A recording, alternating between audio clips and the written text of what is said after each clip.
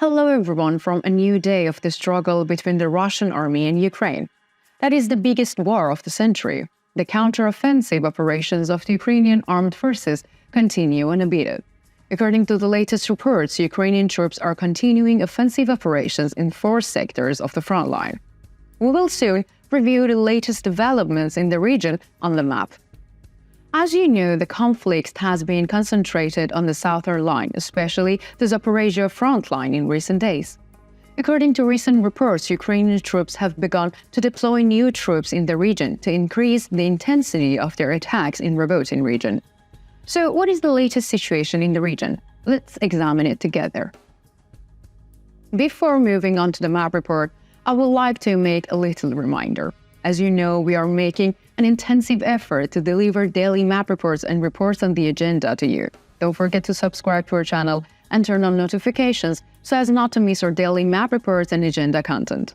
You can also support me and my team by using the super thanks button at the bottom of the video, the Pioneer Reports. Let's start today's report by examining the latest developments related to the Robotyne region, located on the Zaporizhia front line. As you will remember from our agenda reports, Ukrainian artillery units in the region has caused Russian troops to suffer heavy losses. Therefore, the Russian armed forces mobilized the Russian Air Force, but the Ukrainian artillery destroyed the helicopters belonging to the Russian Air Force.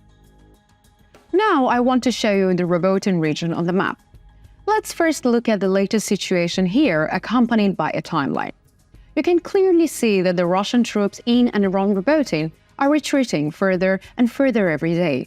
The Ukrainian army's attacks in the region are yielding results.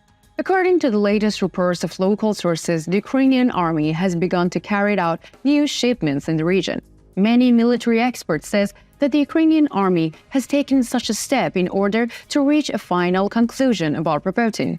According to local sources, the 82nd and 46th Brigades of Ukrainian Ground Forces have been deployed to the Robotyne region.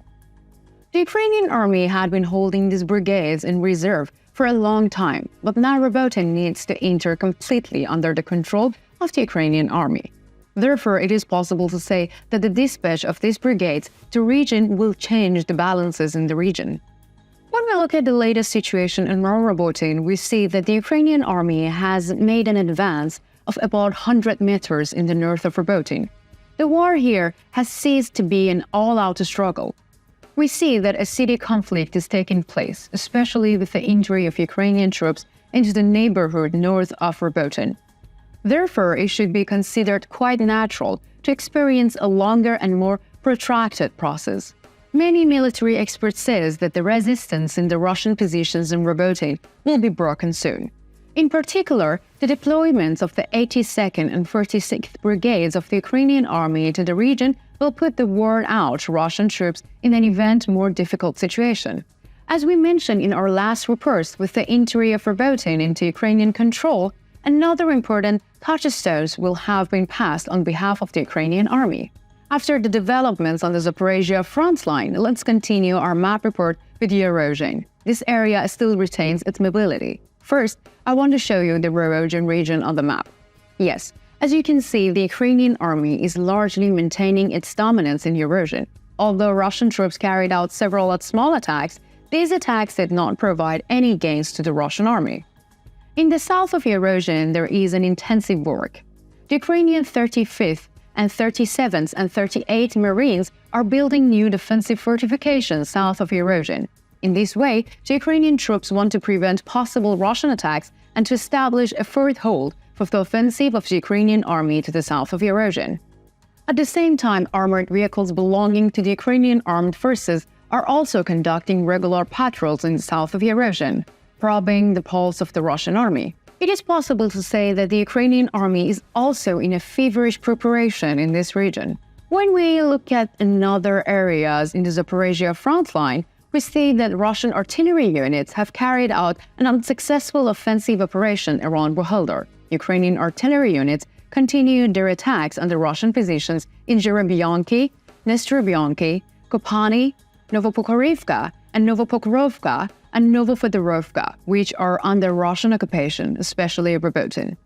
According to local sources, Russian troops stationed in the region suffered heavy losses during the attacks of Ukrainian artillery units. The operations carried out by Ukrainian artillery in the region are breaking the Russian defense forces quite severely.